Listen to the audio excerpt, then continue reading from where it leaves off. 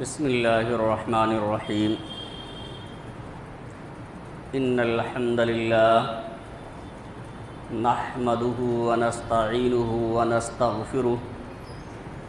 ونعوذ باللہ من شرور انفسنا ومن سیئات اعمالنا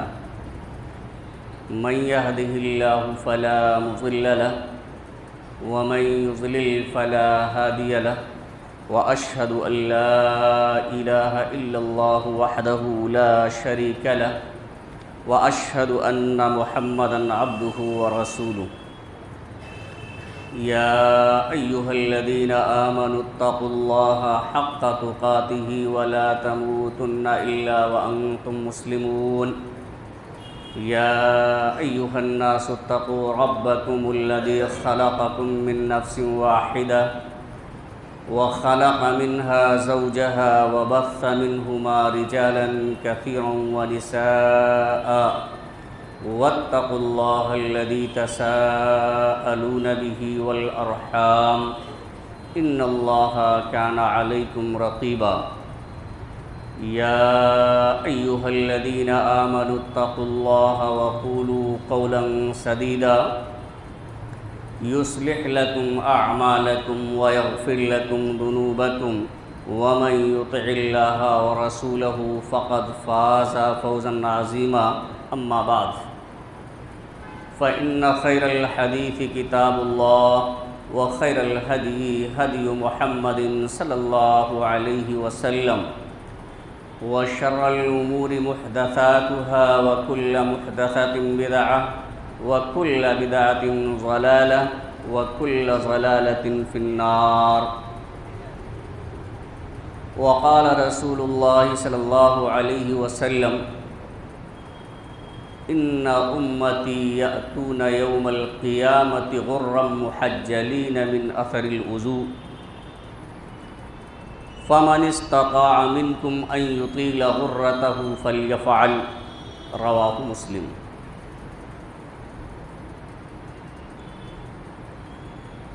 معزز سامعین کرام، حاضرین جمعہ، قوم کے نوجوان ساتھیوں، عزیز طلبہ اور پردہ نشین میری ماں اور بہنوں، اللہ رب العالمین کی حمد و ثنا، عظمت و کبریائی اور آخری نبی جناب محمد رسول اللہ صلی اللہ علیہ وسلم پر بے شمار درود و سلام کے بعد معلوم ہو کہ خطبہ مسونہ کے بعد مسلم شریف کی ایک روایت آپ حضرات کے سامنے پڑھی گئی ہے، جس کے راوی حضرت ابو ہریرہ رضی اللہ تعالیٰ عنہ ہیں، جن سے تمام صحابہ کرام میں سب سے زیادہ حدیث مروی ہیں۔ آج کے اس جمعہ کے خطبے میں اسی حدیث کو سامنے رکھتے ہوئے وضو کے تعلق سے کچھ باتیں میں آپ حضرات کے سامنے عرض کرنا چاہتا ہوں۔ اللہ رب العالمین سے دعا ہے کہ الہ العالمین ہمیں کتاب و سنت کی روشنی میں صحیح بات کہنے اور کما حق ہو اس پر عمل کرنے کی توفیق عطا فرمائے، آمین۔ حاضرین گرامی، نماز اسلام کی بنیادوں میں سے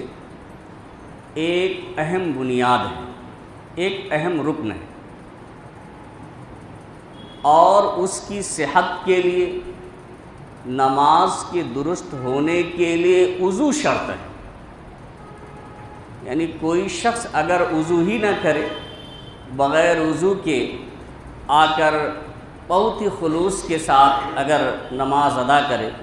تو اللہ رب العالمین کے ہاں وہ نماز قبول نہیں ہو سکتی۔ اسی طرح سے وضو میں سستی کرنا یا اعضاء کو کما حقہ نہ دھونا، حد فرض تک نہ دھونا، کچھ جگہیں سوکھی رہ جائیں جہاں تک پانی نہ پہنچنا، اس سے بھی وضو نہیں ہوتا ہے۔ اس سلسلے میں ہمارے اندر بڑی کوتاہیاں پائی جاتی ہیں، خاص طور سے ٹھنڈک کے دنوں میں، یا کبھی آدمی جلد بازی میں ہوتا ہے تو اتنا جلد بازی میں وضو کرتا ہے کہ تمام اعضاء اس طریقے سے نہیں دھوتا ہے جس طرح سے اللہ کے رسول صلی اللہ علیہ وسلم نے دھونے کا حکم دیا ہے۔ تو جب ہم وضو کے مقام اور مرتبہ کو سمجھیں گے تب اس طرح سے ہم وضو کر سکتے ہیں جس طرح سے اللہ کے رسول صلی اللہ علیہ وسلم نے حکم دیا ہے۔ یہ حدیث جو میں نے آپ حضرات کے سامنے پڑھی ہے، اس میں وضو کی بہت بڑی فضیلت بیان کی گئی۔ اللہ کے رسول صلی اللہ علیہ وسلم سے صحابہ کرام نے سوال کیا کہ اے اللہ کے رسول صلی اللہ علیہ وسلم، قیامت کے دن سارے لوگ جمع ہوں گے، تمام نبیوں کی امتیں وہاں موجود ہوں گی، تو آپ اپنی امت کے لوگوں سے کیسے پہچانیں گے؟ اپنی امت کے لوگوں کو وہاں کیسے پہچان پائیں گے؟ تب آپ صلی اللہ علیہ وسلم نے یہ حدیث بیان فرمائی کہ ان امتی یأتون یوم القیامت غرا محجلین من اثر الوضو، کہ میری امت کے لوگ قیامت کے دن آئیں گے اور وضو کی وجہ سے جو اعضائے وضو دھوتے ہیں، ہاتھ، پیر، منہ وغیرہ جتنے بھی اعضاء دھوئے جاتے ہیں وضو کے وقت، تو وضو کے اثر سے وہ چمک رہے ہوں گے۔ یعنی یہ بہت بڑی خصوصیت ہے، اور اسی چمک کو دیکھ کر اللہ کے رسول صلی اللہ علیہ وسلم اپنی امت کے لوگوں کو پہچان جائیں گے کہ یہ میری امت کے لوگ ہیں۔ تو آپ نے فرمایا کہ میری امت کے لوگ قیامت کے دن اس حال میں آئیں گے کہ ان کے چہرے چمک رہے ہوں گے، ان کے ہاتھ اور پاؤں چمک رہے ہوں گے، یہ وضو کی وجہ سے جو یہ وضو کرتے ہیں۔ اس کے بعد راوی حدیث حضرت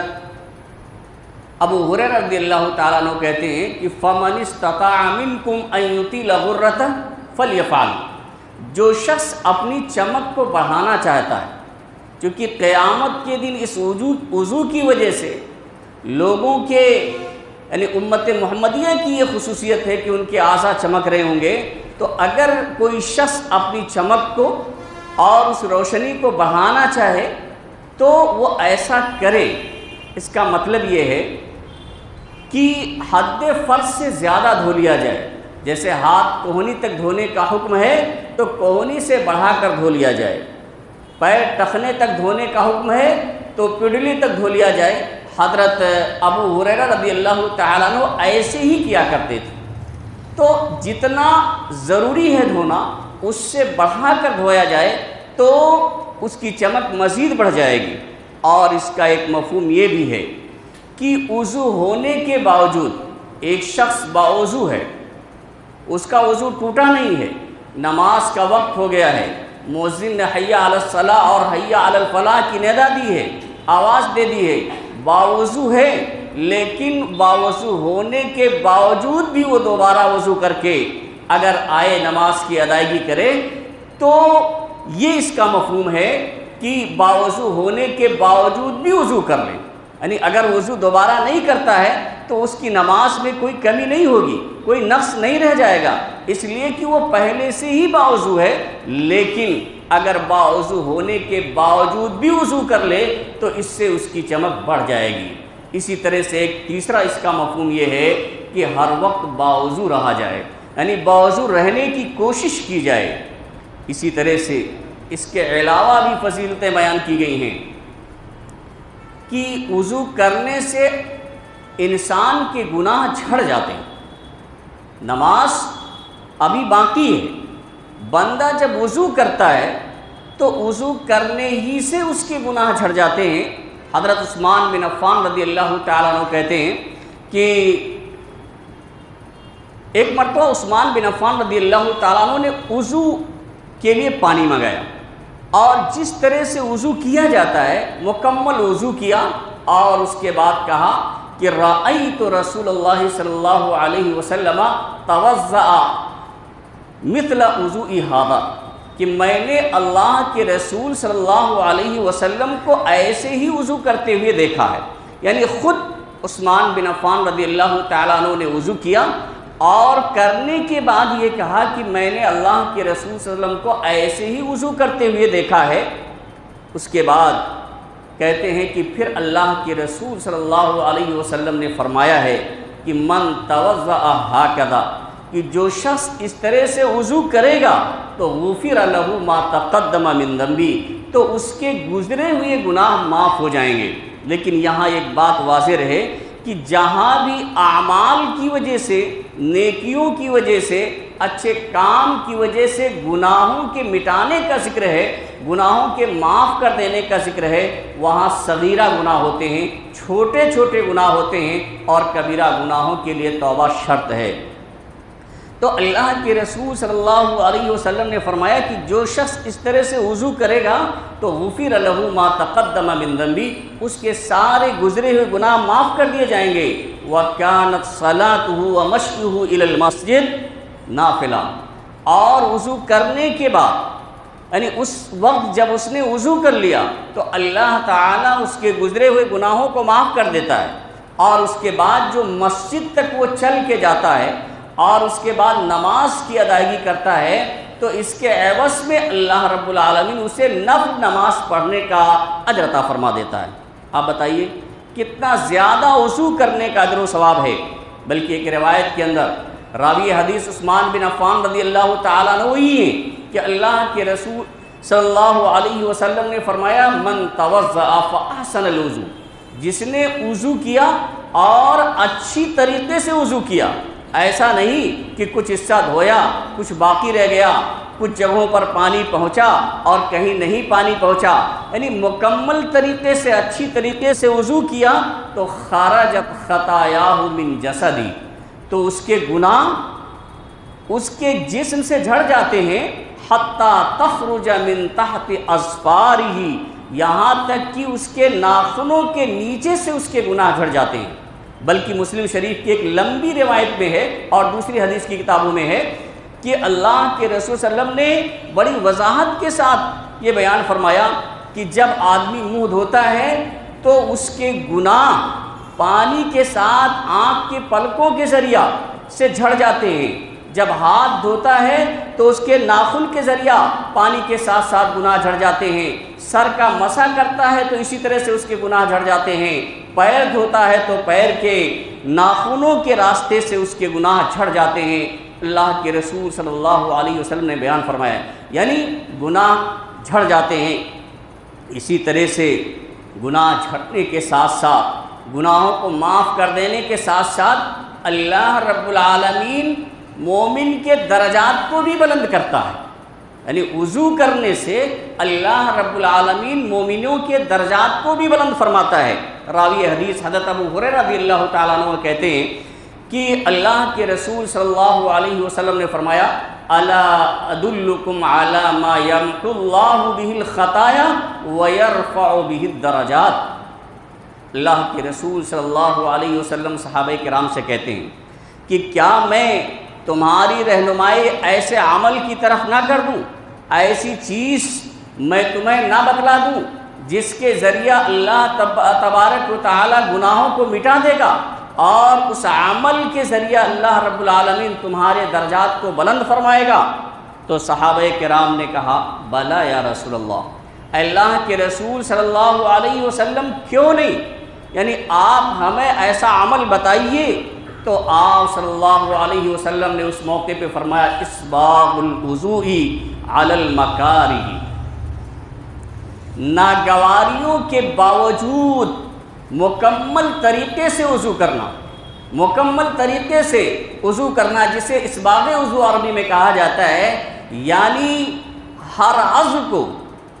کما حقہ، جتنا دھونا ضروری ہے اور جس کیفیت میں اللہ کے رسول صلی اللہ علیہ وسلم نے دھونے کا حکم دیا ہے اتنا اور اسی طریقے سے دھویا جائے، یہ اسباغ وضو ہے۔ یعنی کوئی بھی چیز اس میں باقی نہ بچے کہ جہاں پانی نہ پہنچے، جس کا دھونا ضروری ہے۔ تو اللہ کے رسول صلی اللہ علیہ وسلم نے فرمایا اسباغ الوضوء، مکمل طریقے سے وضو کرنا، علی المکارہ، ناگواریوں کے باوجود۔ دل نہیں چاہتا ہے، کچھ تکلیف ایسی ہے جس کی وجہ سے آدمی کا دل آمادہ نہیں ہے کہ وضو کرے، یا اسی طرح سے اتنی ٹھنڈک ہے کہ اس کی وجہ سے اس کی ہمت نہیں پڑ رہا ہے، دل گوارا نہیں کر رہا ہے، وہ تکلیف محسوس کرتا ہے، پسند نہیں آ رہا ہے کہ وہ وضو کرے، لیکن اس ناپسندیدگی اور ناگواری کے باوجود وہ مکمل طریقے سے وضو کرے۔ یہ اللہ کے رسول صلی اللہ علیہ وسلم نے فرمایا وَكَثْرَةُ الْخُطَىٰ إِلَى الْمَسَاجِدِ، اور مساجد تک کثرت سے جانا، مساجد تک کثرت سے، جتنا زیادہ وہ چل کر کے مساجد کی طرف جائے، وَانْتِظَارُ الصَّلَاةِ بَعْدَ الصَّلَاةِ، اور ایک نماز کے بعد دوسری نماز کا انتظار کرنا۔ یعنی ان تین چیزوں کا ذکر اللہ کے رسول صلی اللہ علیہ وسلم نے کیا کہ یہ تینوں چیزیں ایسی ہیں، ایک تو ناگواری کے باوجود مکمل طریقے سے وضو کرنا، دوسری چیز مسجد میں جو ہے زیادہ سے زیادہ قدم چل کر کے جانا، اور تیسری چیز ایک نماز کے بعد دوسری نماز کا انتظار کرنا۔ یہ تینوں چیزیں ایسی ہیں کہ ان کے ذریعہ اللہ رب العالمین بندے کے گناہوں کو مٹا دیتا ہے اور اس کے درجات کو بلند فرما دیتا ہے۔ آگے اللہ کے رسول صلی اللہ علیہ وسلم نے اس کی مزید فضیلت بیان فرمائی کہ فَذَلِكُمُ الرِّبَاطُ فَذَلِكُمُ الرِّبَاطُ، یعنی یہ تینوں عمل کا اجر و ثواب اتنا ہے جیسے کوئی مجاہد دشمن کی سرحد پر نگرانی کر رہا ہے۔ دشمن کی سرحد پر جو مجاہد نگرانی کرتا ہے، اپنی جان کی بازی لگا دیتا ہے تاکہ دشمن اس کے دیش پہ حملہ نہ کرے، اس کے سرحد کے اندر نہ گھسے، تو یہ تین عمل ایسے ہیں کہ ایسے کرنے والے کو اس مجاہد کی طرح سے اللہ رب العالمین اجر و ثواب عطا فرماتا ہے جو سرحد کی نگرانی کرتا ہے۔ اور صحیح بات ہے کہ مجاہد سرحد پر دشمن سے نگرانی کرتا ہے، اور یہ عمل کرنے والا شیطان کو پھر جو ہے اپنے اندر داخل نہیں ہونے دیتا ہے، شیطان کے وسوسے کے اپنے دلوں میں نہیں پیدا ہونے دیتا ہے۔ جو اس طرح کا عمل کرتا ہے، یعنی برائیوں سے اپنے آپ کو کنٹرول کرتا ہے، برائیوں کو اپنے اندر آنے نہیں دیتا ہے، تو یہ اسی مجاہد کی طرح سے ہے، یہ اللہ کے رسول صلی اللہ علیہ وسلم نے فرمایا۔ اسی طرح سے وضو کے بعد دعا پڑھنے کا ثبوت ملتا ہے، اور اس دعا کا بھی بہت زیادہ اجر و ثواب ہے۔ راوی حدیث عمر بن خطاب رضی اللہ تعالیٰ عنہ کہتے ہیں کہ اللہ کے رسول صلی اللہ علیہ وسلم نے فرمایا ما منکم من احد یتوضأ فیبلغ او فیسبغ الوضوء ثم یقول اشہد ان لا الہ الا اللہ وحدہ لا شریک لہ واشہد ان محمدا عبدہ ورسولہ، رواہ مسلم۔ وزاد الترمذی اللہم اجعلنی من التوابین واجعلنی من المتطہرین۔ کیا عمر بن خطاب رضی اللہ تعالیٰ عنہ کہتے ہیں کہ اللہ کے رسول صلی اللہ علیہ وسلم نے فرمایا کہ تم میں سے جو شخص مکمل طریقے سے وضو کرے، اسباغ وضو کرے، اور وضو سے فراغت کے بعد یہ دعا پڑھے اشہد ان لا الہ الا اللہ، میں اس بات کی شہادت اور گواہی دیتا ہوں کہ اللہ کے سوا کوئی معبود حقیقی نہیں ہے، عبادت کے لائق صرف اور صرف اللہ رب العالمین ہی کی ذات ہے، اس کے علاوہ کوئی ذات ایسی نہیں ہے جو عبادت کے لائق ہو، وحدہ وہ تنہا ہے، لا شریک لہ اس کا کوئی شریک اور ساجی نہیں ہے، واشہد ان محمدا عبدہ ورسولہ، اور میں اس بات کی شہادت اور گواہی دیتا ہوں کہ محمد صلی اللہ علیہ وسلم اس کے بندے اور اس کے رسول ہیں۔ تو فتحت لہ ابواب جنت الثمانیہ، تو اس کے لیے جنت کے 8 دروازے کھول دیے جاتے ہیں۔ یعنی ایسا شخص، یعنی اس طرح کی دعا کرنے والے کے لیے جو جنت کے 8 دروازے ہیں وہ کھول دیے جاتے ہیں، یدخل من ایہا شاء، کہ وہ جس راستے سے اور جس دروازے سے جنت کے اندر داخلہ چاہے، اس کے اندر دخول کرنا چاہے، جانا چاہے، تو اس راستے اور اس دروازے سے چلے جائے۔ اور امام ترمذی نے مزید اس دعا میں اتنا اضافہ کیا ہے کہ اشہد ان لا الہ الا اللہ وحدہ لا شریک لہ واشہد ان محمدا عبدہ ورسولہ کے ساتھ ساتھ یہ دعا بھی پڑھے اللہم اجعلنی من التوابین واجعلنی من المتطہرین، کہ اللہ مجھے توبہ کرنے والے اور پاک رہنے والے لوگوں میں سے بنا دے۔ جب یہ دعا کرے گا تو اس کو یہ اجر و ثواب ملے گا۔ امام ترمذی نے اتنا اضافہ کیا ہے۔ حاضرین گرامی، صرف نماز ہی کے لیے نہیں بلکہ اگر کوئی شخص باوضو ہو کر کے سوتا ہے، نماز کے لیے تو واجب اور ضروری ہے، بغیر وضو کے نماز تو ہو ہی نہیں سکتی ہے، لیکن باوضو ہو کر کے اگر کوئی شخص سوتا ہے تو اس کی بھی بڑی فضیلت اللہ کے رسول صلی اللہ علیہ وسلم نے بیان کی ہے۔ راوی حدیث عبداللہ بن عمر رضی اللہ تعالیٰ عنہ کہتے ہیں کہ اللہ کے رسول صلی اللہ علیہ وسلم نے فرمایا من بات قاہرا بات فی شعارہ ملک، کہ جو شخص باوضو ہو کر کے سوتا ہے تو اس کے ساتھ میں، اس کے پڑوس میں ایک فرشتہ بھی رات گزارتا ہے۔ یعنی کوئی شخص وضو کر کے اپنے بستر پر سوتا ہے تو اس کے ساتھ ایک رات میں ایک فرشتہ بھی ہوتا ہے۔ اور فلم یستیقظ الا قال الملک اللہم اغفر لفلان لعبدک فلان فانہ بات قاہرا، جب وہ بندہ جو باوضو ہو کر کے سویا ہے تو جب وہ بیدار ہوتا ہے تو فرشتہ پھر اللہ رب العالمین سے دعا کرتا ہے ایسے باوضو شخص کے لیے کہ اللہ تو اپنے اس بندے کی مغفرت فرما دے، اس بندے کے گناہوں کو معاف کر دے۔ آپ بتائیے جس کے لیے فرشتے دعائیں کریں، ظاہر سی بات ہے اللہ رب العالمین قبول فرمائے گا۔ وہ دعا کرتا ہے کہ اللہم اغفر لعبدک فلان، کہ اللہ تو اپنے اس بندے کو معاف کر دے، اس کے گناہوں کو دور کر دے۔ فَإِنَّهُ بَاتَ طَاهِرًا، کیونکہ اس نے باوضو ہو کر کے رات گزاری ہے، یعنی باوضو ہو کر کے سویا تھا۔ یہ اور بات ہے کہ سونے کے بعد نوم مستغرق ہے، نیند ٹوٹ جاتی ہے، لیکن جس وقت وہ سویا ہے تو وہ باوضو تھا، اس لیے فرشتے اس کے لیے وہ فرشتہ دعا کرتا ہے۔ اسی طرح سے ایک دوسری روایت کے اندر آتا ہے، یہ بخاری شریف کے اندر اور مسلم شریف کے اندر روایت موجود ہے کہ برا بن عازب رضی اللہ تعالیٰ عنہ کہتے ہیں کہ برا بن عازب رضی اللہ تعالیٰ عنہ سے اللہ کے رسول صلی اللہ علیہ وسلم نے کہا کہ اذا اتیت مسجعک فتوضا وضوءک للصلاۃ، کہ جب تم اپنے بستر پر آؤ، آپ غور کریں، نماز کا حکم اللہ کے رسول نہیں دے رہے بلکہ آپ فرماتے ہیں کہ جب اپنے بستر پر آؤ سونے کے لیے، آرام کرنے کے لیے، تو جیسے نماز کے لیے وضو کرتے ہو ایسے تم وضو کرو۔ فتوضا وضوءک للصلاۃ، جیسے آپ نماز پڑھنے کے لیے وضو کرتے ہیں ایسے وضو کیجئے، اور ثم استجع علی شقک الایمن، پھر آپ اپنے داہنے کروٹ لیٹ جائیے، اور وقل، اور کہیے۔ پھر اس کے بعد اللہ کے رسول صلی اللہ علیہ وسلم نے یہ دعا سکھلائی کہ بستر پر جب آپ آئیں تو باوضو ہوں اور دائیں کروٹ لیٹ جائیں، اور لیٹنے کے بعد یہ دعا پڑھیں اللہم اسلمت نفسی الیک وفوضت امری الیک والجہت ظہری الیک رہبتا ورغبتا الیک ولا ملجأ ولا منجأ منک الا الیک آمنت بکتابک الذی انزلت وبنبیک الذی ارسلت۔ یہ اتنی دعا اللہ کے رسول نے بیان فرمائی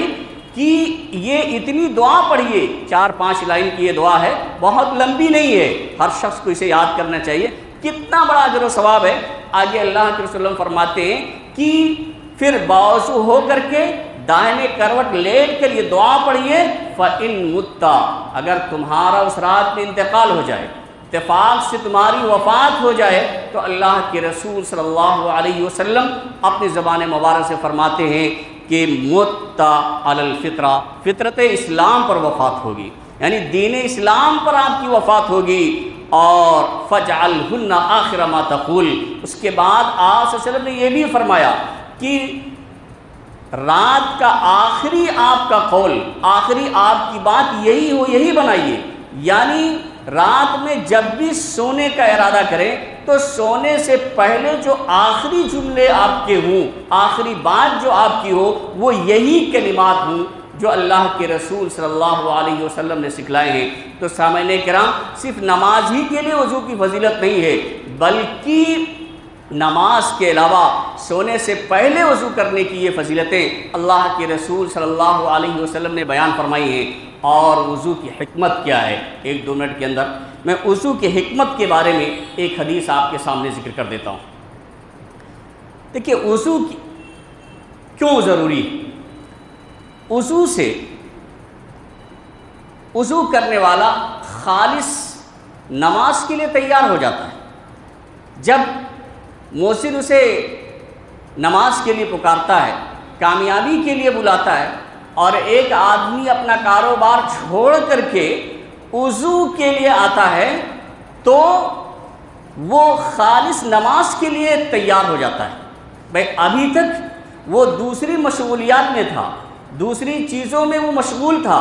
دوسرے کاموں میں وہ لگا ہوا تھا، لیکن اب اگر وضو کے لیے آیا ہے تو اس عبادت کے لیے گویا کہ وہ تیار ہو رہا ہے جو عبادت اسلام کے بنیادی 5 ارکان میں سے دوسرا رکن ہے،